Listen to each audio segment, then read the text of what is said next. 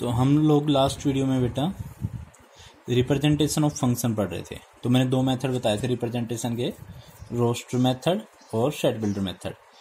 Roster method में हम लोग क्या करते हैं कि जो भी एलिमेंट्स, मान लो जो फंक्शन के एलिमेंट्स हैं उनको लिस्ट कर लेते हैं। तो रोस्टर मेथड मैंने क्या बताया था, रोस्टर मेथड मैंने बताया था जैसे ए सेट से और बी सेट पे मान लो हमारा फंक्शन है, तो 1 2 3 4 ABCDE। सो ये इससे मैप हो रहा है 2C से ऐसे, ये फंक्शन था हमारा कुछ भी। सो रोस्टर मेथड में हमने कैसे लिखा था, ऑर्डर्ड पेयर की लिस्ट बना ली थी, 1A 2C 3B 4D, ये रोस्टर मेथड हो गया। सेट बिल्डर मेथड कौन सा था, सेट बिल्डर मेथड में हम क्या कर रहे थे,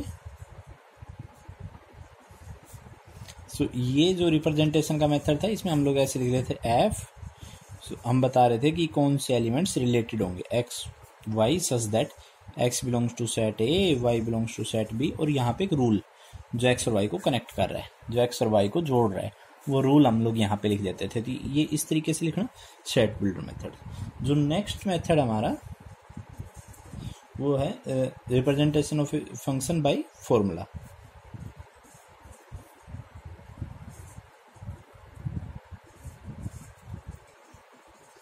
सो फॉर्मूला कैसे करते हैं हम लोग, फंक्शन को रिप्रेजेंट करते हैं फॉर्मूला से भी रिप्रेजेंट करते हैं। कैसे मैं लिखता हूँ, in this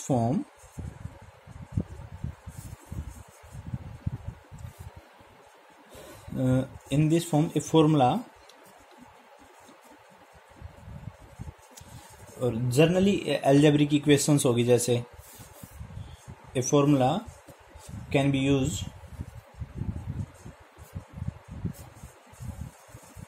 used to represent a function।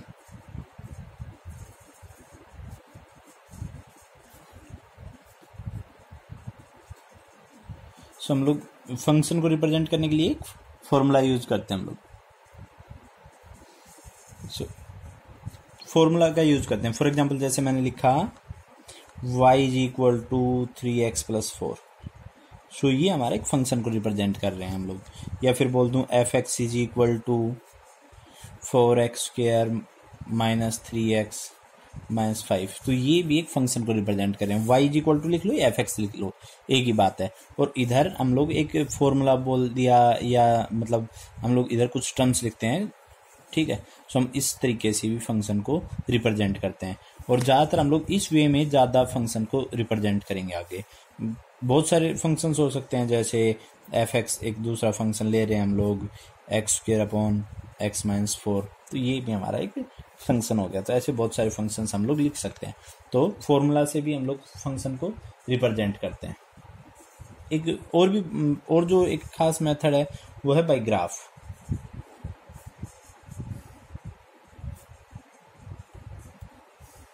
ठीक है, तो a function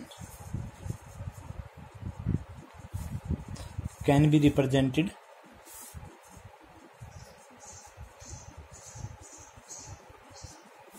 by a graph। हम लोग फंक्शन को एक ग्राफ से भी रिप्रेजेंट कर सकते हैं। किस वे में, हम लोग किसी एक ग्राफ बना दें तो वो भी एक फंक्शन को रिप्रेजेंट करता है। फॉर एग्जांपल ये एक ग्राफ बना दिया, ये x एक्सिस हमारी, ये y एक्सिस है। सो ये जो ग्राफ है ये भी हमारा एक फंक्शन को रिप्रेजेंट करता है।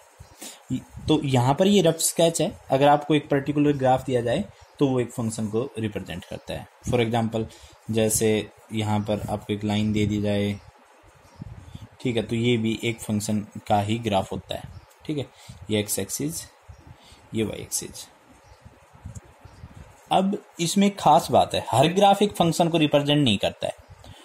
मैं बोल रहा हूँ कि हर ग्राफ एक फंक्शन को रिप्रेजेंट नहीं करता है। फॉर एग्जांपल मैंने ग्राफ बनाया, ये ग्राफ बनाया मैंने, ठीक है, ये हमारी x एक्सिस है, यहाँ पे y एक्सिस है। सो ये जो ग्राफ है, ये हमारा जो ग्राफ है, ये एक फंक्शन को रिप्रेजेंट नहीं कर रहा है। अच्छा, तो कौन से ग्राफ फंक्शन को रिप्रेजेंट करते हैं, कौन से ग्राफ फंक्शन को रिप्रेजेंट नहीं करते, उसके बारे में मैं बताना चाहूँगा आपको। कि अगर हम लोग कोई भी वर्टिकल लाइन ड्रॉ करते हैं, तो वो सिर्फ एक ही पॉइंट पे कट करना चाहिए। अगर कोई भी वर्टिकल लाइन एक से ज़्यादा पॉइंट्स पे कट करे किसी भी ग्राफ को तो वो फंक्शन नहीं होता है। फॉर एग्जांपल यहाँ पर मैं अगर कोई भी वर्टिकल लाइन ड्रॉ कर रहा हूँ तो वो ग्राफ को सिर्फ एक ही पॉइंट पे कट कर रही है। कोई भी लाइन ड्रॉ की मैंने, एक से ज़्यादा पॉइंट पे तो कट नहीं की।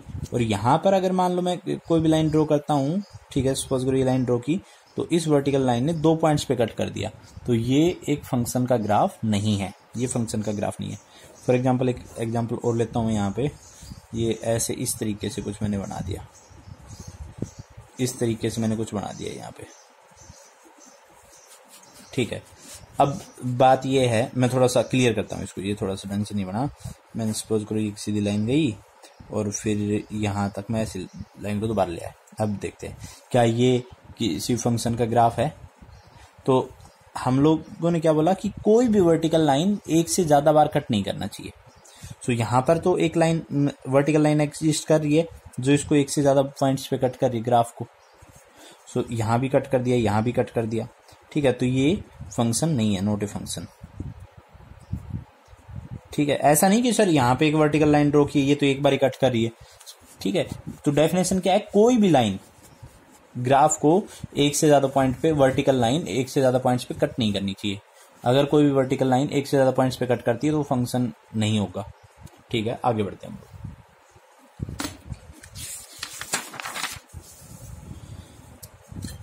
अब हम लोग एक दो क्वेश्चंस डिस्कस करते हैं। यहाँ पर जो क्वेश्चन करेंगे हम लोग, क्वेश्चन नंबर 1, क्वेश्चन 1 हमारा है late n be the set of natural numbers।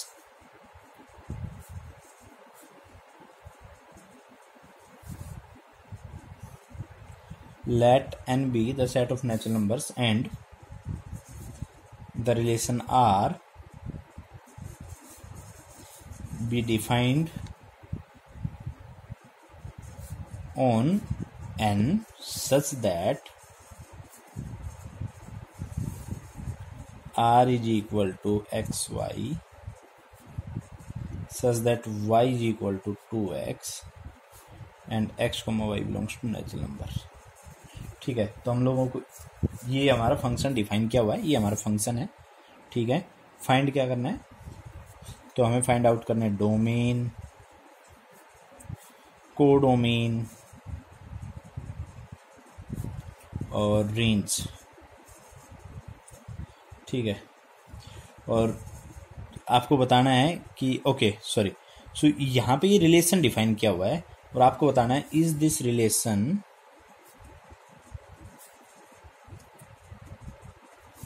A function, क्या ये रिलेशन जो है ये फंक्शन है। तो हम लोग फिर से पढ़ते हैं क्वेश्चन को पूरे को, ये हमारा क्वेश्चन है, फिर से स्टार्ट करते हैं। Let n be the set of natural numbers, n set of natural numbers होता है, ये आपको पता ही है, ठीक है। And relation r is defined on n।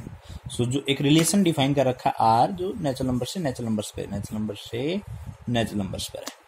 So natural numbers 1 2 3 4 5 6 and so on, ठीक है। इधर देखते हैं हम लोग, यहाँ भी 1 2 3 4 5 6 7 9 ऐसे हो गया, ठीक है।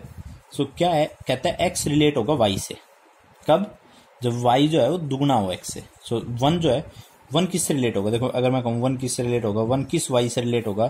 सो y इक्वल टू कितना होना चाहिए, 2 × 1, मतलब y की वैल्यू क्या होगी 2। सो 1 जो है वो 2 से रिलेट होगा, ये कह रहा है। तो एक रिलेशन है, अभी तक फंक्शन वगैरह के बारे में नहीं पता हमें, ये फंक्शन है नहीं है, क्या है क्या नहीं है। 2 जो है वो किससे रिलेट हो रहा है, 4 से, 3 6 से, समझ रहे ना आप। x के लिए अगर 3 रखूंगा तो किससे रिलेट हुआ, 6 से, 4 रखा तो 8 से, 5 रखा तो 10 से, 6 रखा तो 12 से एंड सो ऑन, ऐसे चले। तो पहली ये बात है क्या, अच्छा ये कि रिलेशन है, रिलेशन हमारा हो गया। रिलेशन कैसे हो गया, रिलेशन इस तरीके से हो गया कि ये ordered pair n cross n का सबसेट होगा। r जो है वो n क्रॉस n का सबसेट होगा, ये मैंने बताया है आपको पहले ही कि r जो है वो सबसेट होता है n क्रॉस n का, ठीक है। रिलेशन जो है वो अगर a से b पर रिलेशन डिफाइन कर रहे हैं तो वो सबसेट होगा a क्रॉस b का, ठीक है। यहाँ पे n से n पे रिलेशन डिफाइन कर रहे हैं तो ये सबसेट होगा n क्रॉस n का। तो r हमारा n क्रॉस n का सबसेट हो गया है। कैसे हो गया है, पहला एलिमेंट n नेचुरल नंबर से बिलोंग कर रहे हैं, देखो, ठीक है, और दूसरे एलिमेंट्स भी। तो यहाँ पे आप देख पा रहे हो कि ये इससे रिलेट हो रहे हैं, तो ये बेसिकली एक रिलेशन है भी, ठीक है। आगे बढ़ते हैं हम लोग। नेक्स्ट थिंग क्या है, डोमेन। डोमेन क्या है यहाँ पर, सो डोमेन है, तो मैंने डोमेन बताया था, इस पहले वाले सेट के वो एलिमेंट्स जो रिलेशन बनाते हैं वो डोमेन होते हैं, उनका सेट डोमेन होता है। क्या, पहले वाले सेट के एलिमेंट्स जो रिलेशन बना रहे हैं उनका सेट डोमेन होता है। तो ये हमारे डोमेन होगी, डोमेन हो गया 1 2 3 4 5 6 एंड सो, ये पूरा डोमेन हो गया। रेंज, रेंज क्या होती है, ओके, सो रेंज से पहले हमने कोडोमेन लिखा हुआ है, तो कोडोमेन बता देता हूं मैं। कोडोमेन क्या है कि अगर हमारा रिलेशन ए सेट से बी पर डिफाइंड हो, रिलेशन हमारा ए सेट से बी सेट पे डिफाइन हो, तो जो सेट बी है वो हमारा कोडोमेन हो जाता है। सो यहाँ पे हमारी कोडोमेन क्या है, नेचुरल नंबर ही है 1 2 3 4 एंड सो, मतलब सेट ऑफ नेचुरल नंबर्स ही हमारी कोडोमेन है। थर्ड पॉइंट आता है रेंज का। यहाँ पे रेंज कौन से एलिमेंट्स हैं, रेंज सेट बी के एलिमेंट्स जिन्होंने रिलेशन बनाया वो रेंज होते हैं। सेट बी के एलिमेंट्स जो जिन्होंने रिलेशन बनाया वो रेंज 2 4 6 8 10 12 एंड सो। सो ये हमारा रेंज हो गया, ये हमारी रेंज हो गई है, ठीक है। आगे बढ़ते हैं हम लोग। लास्ट पार्ट है, is this relation a function, क्या ये जो रिलेशन है ये फंक्शन है। तो अब फंक्शन का पॉइंट आया, तो फंक्शन कौन सा होता है, ठीक है, जिसमें पहले सेट का हर एलिमेंट रिलेट हो या किसी न किसी से एसोसिएट हो और सिर्फ यूनिक एलिमेंट से एसोसिएट हो। तो क्या यहाँ पर सभी नेचुरल नंबर्स एसोसिएट हो रहे हैं, हाँ हो रहे हैं। 7 14 से हो जाएगा, 8 16 से हो जाएगा, सब हो जाएंगे, कोई बचेगा नहीं।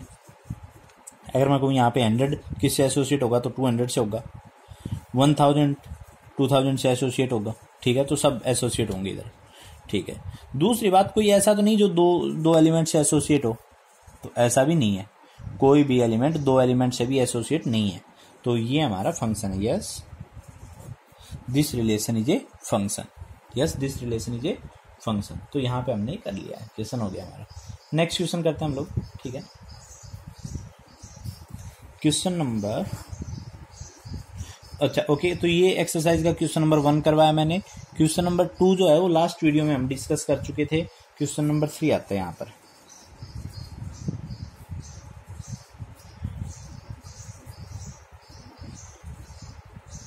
Let f is from x to y such that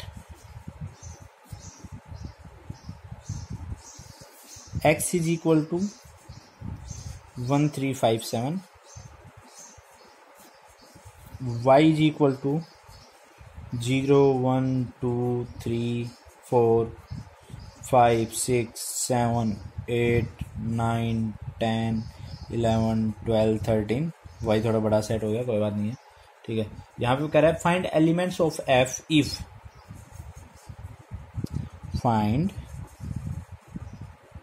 elements of f if y is equal to fx is equal to 2x minus 1, y is equal to fx is equal to 2x minus 1। सो यहाँ पे करते हैं हम लोग। सो यहाँ पे ये function को किस मेथड से रिप्रेजेंट किया हुआ है, वह फॉर्मूला से रिप्रेजेंट किया हुआ है। फॉर्मूला क्या है, y is equal to 2x minus 1 या fx is equal to 2x minus 1 बोल दो, एक ही बात है। और हमारा जो फंक्शन है वो सेट x से y में है, फंक्शन जो है वो सेट x से y है, ओके। x सेट भी हमने किया 1 3 5 7, ठीक है, ओके। एंड y भी किया हमने 0 1 2, y जो सेट हमारा 3 4 अप टू 13। कह रहा है find elements of f, function के एलिमेंट्स निकालने हैं। अब देखो फंक्शन बेसिकली है होता क्या है, तो फंक्शन एक रूल होता है जो x सेट के एलिमेंट्स को y सेट के एलिमेंट्स से एसोसिएट करता है। मैं फिर से एक बार रिपीट कर दूं, तो फंक्शन एक रूल होता है जो x सेट के एलिमेंट्स को y सेट के एलिमेंट्स से एसोसिएट करता है। अब यहां पर हमें बोला गया है फंक्शन क्या करना है, क्या फाइंड आउट करना है, हमें बोला गया है फाइंड एलिमेंट्स ऑफ f, मतलब हम लोगों को पता करना है कि कौन सा एलिमेंट किससे एसोसिएट हो रहा है। सो देखो x के सब एलिमेंट्स एसोसिएट होते हैं, ठीक है, x के एलिमेंट्स एसोसिएट होते हैं, ठीक है। तो सबसे पहले हम निकालेंगे F1, ठीक है। F1 को कैसे लिखेंगे हम लोग, x, देखो fx अगर हमारा 2x - 1 है, F1 किस तरीके से निकालेंगे कि x की जगह 1 रख देंगे। F1 किस तरीके से निकालेंगे, x की जगह 1 रख देंगे, 2 × 1 - 1। सो जब हम सोल्व करेंगे तो ये 1 आ गया, ठीक है। सो 1 जो है हमारा, F1 जो हमारा 1 आ गया। इसका मतलब 1 जो है वो 1 से एसोसिएट हुआ है, तो 1, 1 बिलोंग्स टू F। फंक्शन के एलिमेंट्स निकालने हैं ना, तो बताना है कौन किससे एसोसिएट हो रहा है, ठीक है। दूसरा 3, x में 3 है, F3 = 2 × 3 - 1। सो ये हो गया 2 × 3 - 1 जो हमारा है वो हो गया हमारा 6 - 1 5। सो F3 आ गया हमारा 5 आ गया। तो बेसिकली 3 किससे एसोसिएट हुआ, 5 से। सो 3, 5 बिलोंग्स टू F, ठीक है। अगला आता है F5, ठीक है। F5 2 × 5 - 1 9 आ गया। सो F5 हमारा आ गया 9। सो बेसिकली क्या हो गया, 5 जो है वो 9 से एसोसिएट हुआ। और x में लास्ट एलिमेंट बचा 7, और तो एलिमेंट्स है नहीं x में। सो F7 = 2 × 7 - 1। सो ये हो गया 13, मतलब F7 हमारे पास 13 आ गया। तो 7 किससे एसोसिएट हुआ, 13 से। सो अगर मैं इसको रोस्टर फॉर्म में लिखूं f को, तो f के एलिमेंट्स कौन से हो गए, 1 1 3 5 5 9 7 13। मतलब क्या है, रोस्टर फॉर्म में लिखने का मतलब ये है कि हम बता रहे हैं कि कौन सा एलिमेंट किससे एसोसिएट हो रहा है। सो 1 एसोसिएट हुआ 1 से, 3 5 से, 5 9 से, 7 13 से। तो ये हमारा फंक्शन हमने लिख दिया, फंक्शन के एलिमेंट्स लिख दिए। अब यहाँ पे आपसे कोई पूछे डोमेन क्या है, ये हम लोग खुद से ही कर रहे हैं, ये क्वेश्चन में नहीं पूछा गया। डोमेन है हमारी 1 3 5 7। रेंज क्या है, रेंज हमारी है, ओके, रेंज क्या होता है, दूसरे वाले एलिमेंट्स, ठीक है, दूसरे वाले एलिमेंट्स रेंज होते हैं, ठीक है, या x के एलिमेंट्स जिनसे एसोसिएट हुए हैं, ठीक है। सो रेंज हमारी है 1 5 9 13, ये रेंज होगी। और कोडोमेन तो हमारी y है ही, कोडोमेन हमारा क्या है, y, ठीक है, y हमारी कोडोमेन है 1 2 3 अप टू 13। सो ये जो क्वेश्चन है ये हमारा क्वेश्चन ओवर हो गया है, ठीक है। तो नेक्स्ट वीडियो में हम लोग कुछ और क्वेश्चंस करते हैं और आगे करेंगे नेक्स्ट वीडियो में। Thank you.